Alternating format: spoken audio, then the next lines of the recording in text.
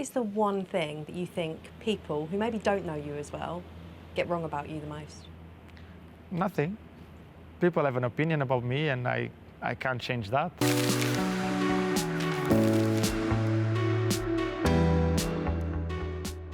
Well, Bruno, describe to me a young Bruno. What were you like as a child? A dreamer, someone very passionate about everything he would do. A kid with a ball under his arm all the time. A kid that would love to be outside of his house with his cousins, with his friends, to play, to not only to play football, but to do anything that I could to enjoy my childhood. I was a very happy child. What is your standout childhood memory? I would say I wouldn't say one. I have so many because I had very good moments as a child. Obviously, for me, playing football will always be the shiniest point in my youth. The thing of going into the school with the ball, waiting for the bell to come on, to run into the pitch, to get there first than anyone else to get the pitch to play. Is there many good things that I've done in my childhood that I wouldn't say that I have a standout one. Do you remember the first team you played for? Yes, obviously I went to my first team. It's called Infesta. So I went to play there as a futsal player first, but I only got into one training session and they wanted me straight away into the into the older ones when I end up playing with people 2 years older than me, because I was still very young to get into the leagues. So I had to play with the ones 2 years older than me. And to be honest, it was a very good moment for me because I learned in adversity, you know, being smaller, being less strong than them, and made me more strong mentally to understand that you're going to have this kind of challenge through your life, and you just have to get through them. Who would you say has had the biggest impact on your career? Obviously, my family in a whole. Obviously, my parents growing up was where they never let me think that I wouldn't be able to do something, and at the same time they always kept myself on the floor. Like don't think too high, and never think too low. So just put a line there, put your dreams above that, and then go for that. And then obviously when I did join with my wife, actual wife now, girlfriend at the time, she had a little bit of the same as my mom and my dad. You know, she always kept me very low. She was always very supportive of me, but always like, just be aware that things can go wrong. So just don't think too much ahead. Just think about the moment and what you want for the future, but make that the moment will help you to achieve that in the future. And as a family, we always had that from my childhood, and then going to pass that to my young kids now, it's amazing because the way I and my wife think is very similar. So the together that was very good. And then I think as a manager, Guidolin was the one that changed my career in Udinese, because it was another one that he made me play. He made me think about everything I had to do, you know, and it made me learn that to get into the top level, you will have to suffer.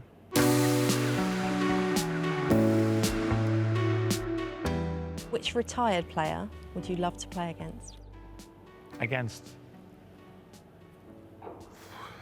I played against almost all my idols, let's say. I would say two, Zidane and Ronaldinho. Just because Ronaldinho was my first love in football, basically. He just make everyone enjoy football, love football. Like, it was so fun to watch him play, you know, like always with a smile in his face in everything he would do. So it was just pure joy, you know. As a young player, that's what most of the times you wanted to see, you know, like him getting on the ball and being so effective on everything he would do, even at the same time being so nice, of like a lot of flair and everything. But he could do that and being effective at the same time. So he had everything, you know, like, and unfortunately for most of my generation, he didn't play as long as we wanted to have him playing, because he was something special. What are you most proud of from your career so far? everything, because I was a young kid with full of dreams that never thought that I would achieve as much I have achieved, because you don't think about that. You think about playing football, you think about enjoying yourself, you think about playing as much as you can, because when you're young, you just think about playing football. You want to, obviously you see the television, you see the professionals, you say like, this is where I want to be, but your thought is, like my thought at least, was just like, I just enjoy play football. I just want to do this for the rest of my life. Like there's nothing else that I know how to do. Obviously, you know to do different things, but there's nothing else that I want to do different than this. And I would say that for me, football was always the main thing, and will still always be my main thing until the end of my days, not my career. What's the hardest thing to do on a football pitch? Being consistent, I think, because I think during 90 minutes, let's say we're talking about a football pitch, during 90 minutes you have to be so consistent in everything you do that as sometimes it goes and slips away from you, it can change everything. So I think consistency, in the first thing is consistent of doing whatever you think is the best for the team, because that has to come first of everything. That you can't do anything without thinking on the team first, because that has to, in football, is what has to come above everything, because there's nothing more important than the team. And then it comes yourself, to put yourself in the best position to help the team. And when I'm on the pitch, that's the thing that I had most in my head, that the consistency I had to do my things will help the team to become better. So I have to be the most consistent and accurate player I can be in any moment of the game, not with the ball, but also without the ball, but also in some things that you have to say to your teammates when you want to change something in position-wise. Changing set pieces has to be accurate, because if a little thing change, it can go against you. I want to try and find out a little bit more about Bruno, the person. How would your best friend describe you? I don't know. You should ask him. I didn't have his phone number, sadly. Very passionate about everything he does. Just that in everything I include myself. I just like to go with myself at full, because I don't like to do things at half. I don't think, and football was the main thing. I always wanted to go full for it. So you're like that in every walk of life, not just with football?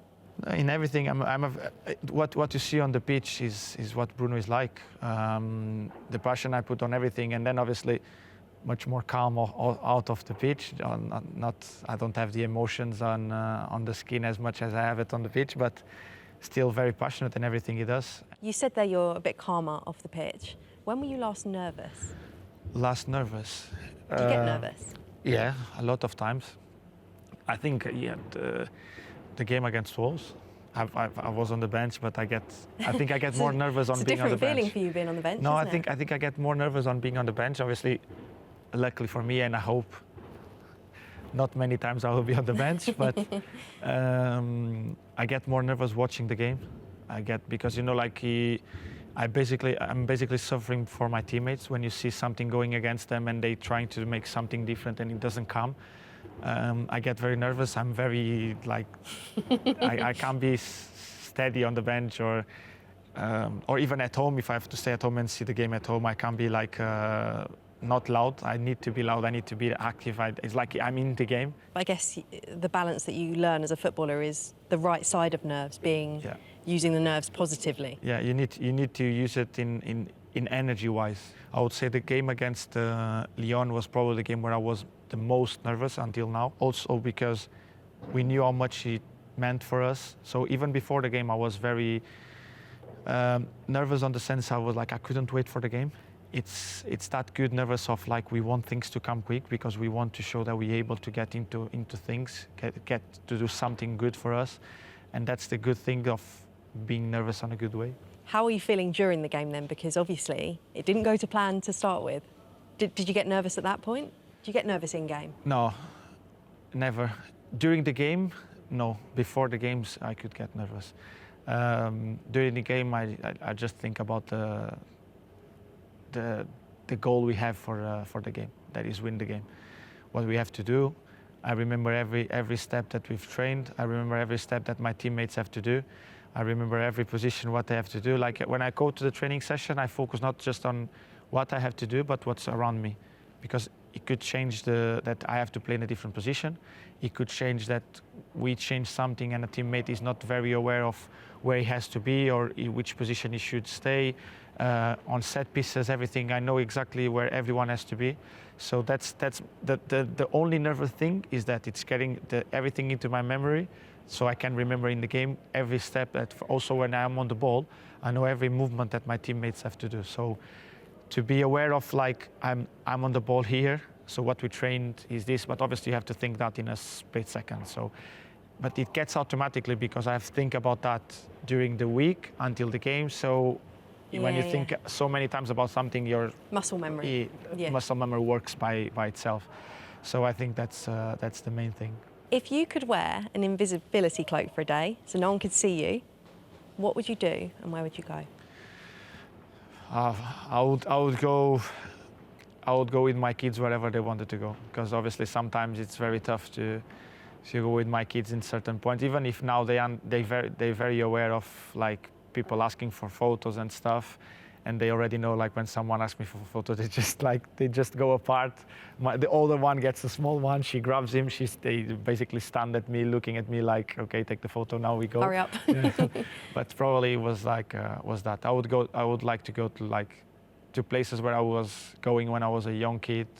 I would like to go with them there again, like without them like needed to stop every time something they want to do to enjoy the time with them. I would go to a beach in Portugal to try to enjoy as much I can with them. But I still do it, to be honest. I'm not a person that gets very annoyed by people taking photos with you. I get more annoyed when people are trying to take photos of you while you're doing something with your kids. Yeah. I don't mind people asking for photos. That's one of the good things of our work, get recognized. In a few years' time, we won't get recognized that much, so it will be fine. I'm a person that does what any other person will do on a normal life.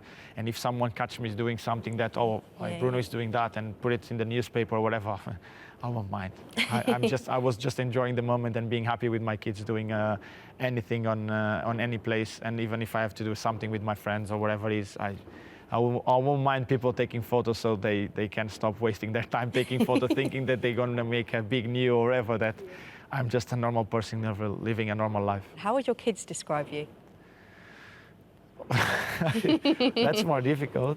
Very tough on them. Are you?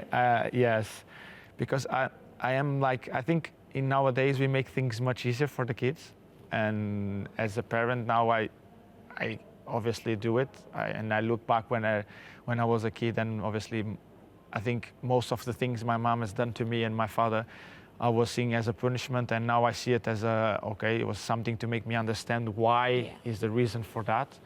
And nowadays I think sometimes I make things too easy for them.